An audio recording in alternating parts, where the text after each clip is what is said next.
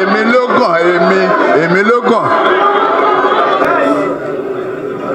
Ìgbà tó yọ ẹgbà tí Àtíkù nínú ẹgbẹ́ tó bá sọjọ́ fẹ́ nà pa ọ̀dọ̀ mi ló sá wá Emi Lokan.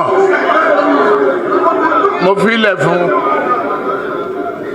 ó yọ akéèti inú rìbádù.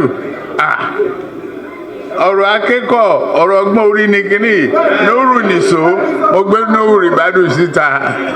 Have you ever wondered how one man who many thought had reached the end of his political journey years ago managed to outmaneuver the most powerful forces in Nigeria to claim the highest seat in the land? The story of Bola Ahmed Tinubu, popularly known as the City Boy, isn't just about an election victory in 2023, it is a masterclass in patience, networking, and a strategy that was decades in the making. Today, we're going to look past the headlines and explore the untold story of how the Jagaban of Bogu built a political machine that eventually carried him all the way to Asorok. To truly understand this rise, we have to go back to the early 1990s when a young accountant working for Mobile Nigeria decided to trade the corporate boardroom for the unpredictable world of Nigerian politics. Tinubu didn't just appear out of nowhere. He was right there in the trenches during the struggle for democracy, joining the National Democratic Coalition, or NADECO, to fight against military rule. This period of his life was defining because it forced him into exile, where he learned the art of building international alliances and surviving under extreme pressure. When he returned in 1998, he wasn't just a politician, he was a man with a vision for Lagos that would later become the blueprint for his national ambition. Before we dive deeper into the secret strategies and the famous Emi Lokan moment that changed everything, I'd love for you to join our community. If you find this breakdown helpful, please hit the like button and share this video with someone who wants to understand the real story behind Nigerian power plays. Also, don't forget to subscribe and turn on notifications so you never miss our deep dives into the events shaping our nation. I'm curious to hear your thoughts. Do you think his success was more about personal strategy or the strength of the party structure? Let me know in the comments below. When Tinubu became the governor of Lagos State in 1999, he inherited a state that was struggling with waste, crime, and a massive deficit. But instead of just complaining, he began what many now call the Lagos model.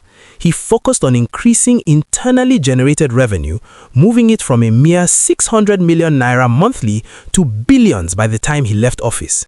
This financial independence was crucial because it allowed Lagos to survive even when the federal government under President Olusegun Obasanjo seized its local government funds. By building a state that could stand on its own, he proved he could manage complex systems, and he used that success to mentor a new generation of leaders who would remain loyal to him for decades. This brings us to his role as the Kingmaker. For years, Tinubu stayed in the background, choosing and supporting others for the presidency. The biggest move came in 2013 when he played a lead role in merging several opposition parties to form the All Progressives Congress, or APC. It was a historic moment because for the first time in Nigeria's history, an opposition party unseated an incumbent president in 2015. By stepping aside for Muhammadu Buhari to run, Tinubu earned what many called political credit. He waited, he observed, and he continued to expand his influence across the north and the south, building a bridge that many thought was impossible in Nigeria's ethnically divided political landscape. As the 2023 elections approached, the City Boy brand emerged as a way to connect with the urban youth and show a more modern, energetic side of his campaign. But the real turning point was the Emi Lokan speech in Abeokuta, where he boldly declared that it was his turn. While some saw it as controversial, to his supporters it was a reminder of the years of work and sacrifice he had put into the party. Despite facing a three-way race against strong opponents like Atiku Abubakar and Peter Obi, his ability to maintain his structures in key states proved to be the difference. It wasn't just about the votes on election day, it was about the years spent building the roads, the people, and the alliances that led to that moment.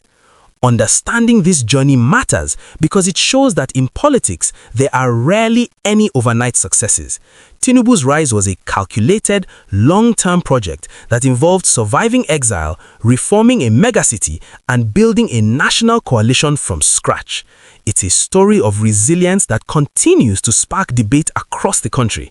As we watch how his administration unfolds, keeping an eye on these historical patterns helps us make sense of the current shifts in our economy and governance.